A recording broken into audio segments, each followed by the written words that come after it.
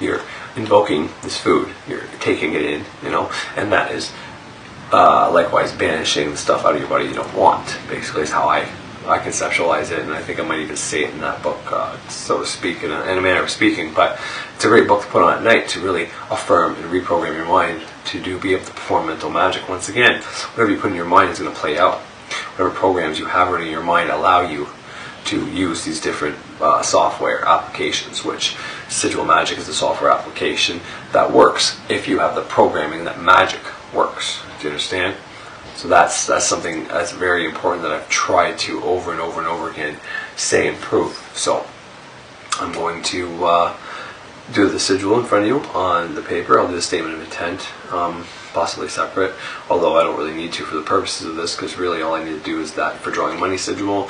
I will leave so harm free so motive be, but still I think it's important to write down exactly what you want. So meaning I am grateful for receiving $400.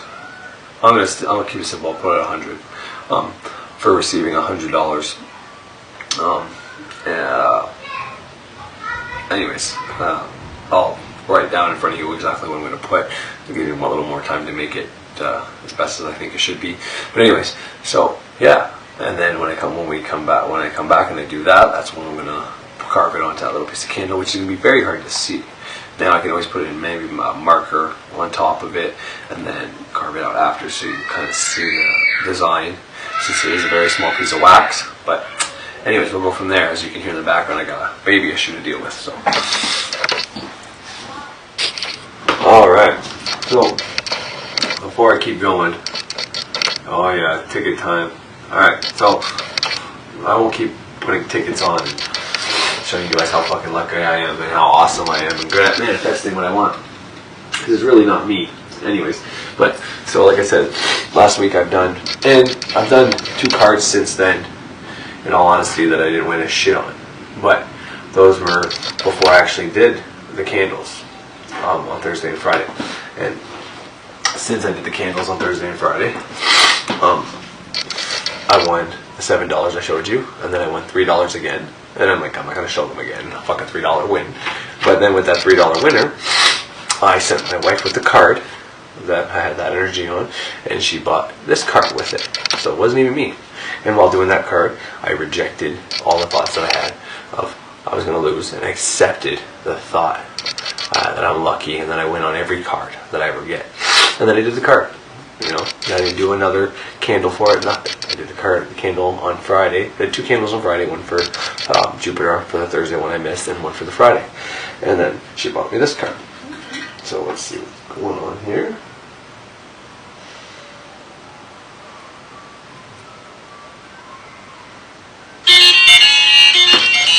How do I show you that? Winner, gagnant. Oh man, it's a signed ticket, $9 win.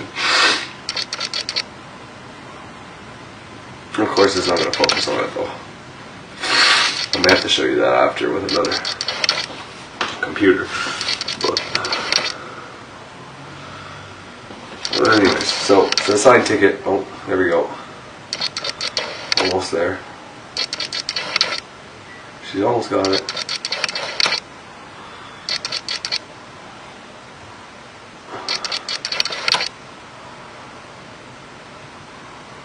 Alright, well I guess it's just not going to happen. Well, for a brief moment it was almost there.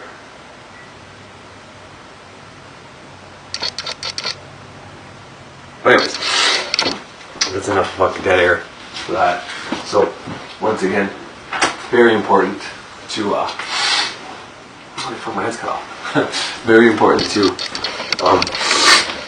banish, reject, deny. And, I said this in the last, said this a few times now, but listening to any testimonials or anybody showing you how to do their version of magic that worked for them, listen to anybody who's manifested magic is going to help reprogram your mind that this shit works, this shit's real.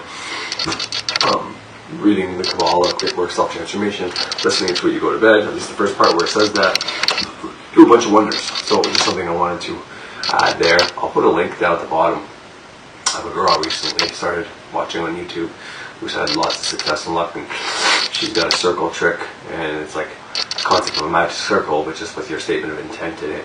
And she's had many luck with that, and it's kind of like, it's almost a sigil form. Instead of sigilizing your intent, you're just writing a statement of intent inside the circle. And there's a lot of things to talk about in that aspect, but it is what it is. I can't see the candle anymore, but there's a candle here with the little Mars sigil I made out of metal here. It's hot, it's full of wax there. But yeah, see, the red, that looks cool. Alright, I had an incense going here. Oh, it fell on the ground. Alright, so anyways. So yeah, this is just basically to kill time for our last video, so I can put on a 15-minute video, because the first one was 5. The second one I just made was 15 minutes long. And the next video, probably 2, is going to be me making the sigil, using the drawing money sigil. I'm going to show you a bunch of sigils that come from the book Financial Sorcery that you can use, and the ones that I've used and ones I've had luck with and all that. I'll actually show you the transformation sigil that's on my little portable altar here, my pillar, which is my middle pillar, which is me. So yeah, I haven't made a video in a while, and today I'm going to try out 4 in a row, bang, bang, bang, bang, bang. But yeah, I wanted to show you the $9 winner now, so now my winnings went up a step to 9, and this is how you got to gradually go. It's very important to keep gradually going up in increments that are reasonable to you, that reasonably makes sense for your lifestyle for you. So if you're somebody who doesn't make much money, maybe you're on some kind of, maybe on unemployment, especially now in this day and age. Well, to expect yourself to get a job, to get raised, probably not likely at this time. Maybe not. But the point I'm trying to get at is for me to go from $3 to $7 winners to ask for 1,000, not so much, right? And as I've shown, I don't even ask for the money. I let whatever I'm deserved, whatever I'm owed, whatever's within my programming to come to me. And it's starting to go up. So it went down to 3, but then it went up to 9. So then maybe the next card I gotta lose, but then maybe I'll get 20. And then maybe I gotta lose 4 times in a row, and then I gotta get 50. Point is, everything sways. The pendulum swings both sides. So if you're having a shitty time right now, keep positive as much as you can, right? Deal with your emotions as they come, but be as positive as you possibly can. When the good things come, be grateful for what you got. Try to switch your focus onto something that is good in your life. And keep always in the back of your mind, well, things got to go to the shitty side, to the better side. So part of the grades in Kabbalah, the great work of self-transformation, the reason you go from the neophyte to the earth grade, and the earth grade you work on your financial and your health, is because now you're trying to take control of your own pendulum swing. Now you're always going to have the pendulum swing. You can't remove it completely. But when Saturn and the planets have more of a hold on you, and your energies are not controlled, and whenever you start trying to control them within these grades, using these grades, you're trying to get control over your elements, as much control as we can have, you are now going from karma to grace, and that's why that lesser banishing of the hexagram ritual is important for reducing Saturn's effect on you, because when you do that, you're able to have more control over these things. So your pendulum swing now is not a cause and effect. So you cause something to happen, you had the effect. The effect was you won lots of money, but then when you spend that money, and because you didn't put that, well, you would put it in the stock market right now, but because you didn't invest it into something that can make you more money, when that money's gone, then now you're on the opposite side of that pendulum swing, where you are now on the low end, where you don't have the money anymore, where things are kind of shitty. And then from there, you're going to do something. You're going to maybe make another sigil for more money, and then the pendulum goes to the opposite side of the pendulum once again, and it causes you to win, and that's your effect you're happy to get. So whenever you're doing the grades, when you're doing the elemental grade, well, you need to realize that when you put in the right programming into your mind, it's like investing that money you want. So you've had some luck with sigils, you realize your mind, and what your thoughts, what you think, you can take control. As long as you put stuff in your subconscious mind, you can steer your subconscious mind where it wants to go. Because if you don't, if you're not the one steering it, well, then it's just going to steer whatever way with whatever programming has been put in there. So this is what happens. So we need to understand that the human body, or not the mind, subconscious, the way it works is we do a lot of stuff unconsciously throughout our life. And we have this way we can get into our subconscious mind. And when we put something into our subconscious mind, when we are not in our conscious state, when we're doing our day-to-day and the unconscious programming, so we're in that receiving state, as I like to call it, then what you put in there is going to play out. If you don't put things in there, they can't play out. Likewise, if you stay on the conscious mind, it can't play out. Or if you're always meditating, it can't play out. Okay, meditation is great for receiving stuff. It's great for trying to put stuff in there, but really more for receiving. Ritual magic, doing things like that is the way to put stuff in there, and that's the way to receive thoughts. But both of those states, the conscious and the subconscious, in the meditative state, the sleeping state, you're not really receiving your manifestations. It's whenever you're awake, conscious, as in like I'm awake, I'm not unconscious sleeping, but it's when you're awake doing things but not thinking about your manifestations is when they come. So our goal is not to change that, not to try to say, hey, I can just wave a wand and get what I want. That's not the way it works. You can't consciously wave a wand and get what you want, or wave an affirmation and banish what you want. You do those things, get them in your mind, and then your subconscious, your body, whatever you want to call that system, that plays it out. So you are getting control and understanding how it works. And from there, you are steering your life in the direction you think it's best to go at. And this is why depolarization and realizing that you don't know everything is super, uber, hugely important. Because whenever you think you know everything, you think the world should be under this political party, or everybody should be this religion, or everybody should do this. Well, that's from your point of view, and that might not be the right point of view. And when you're in a more balanced, neutral mind state, then you can actually see things in a better way and understand that many point of views are probably correct, and not just one is helpful to the world. So anyways, that's a little bit about cause and effect. That's a little bit about how the magic and the body works.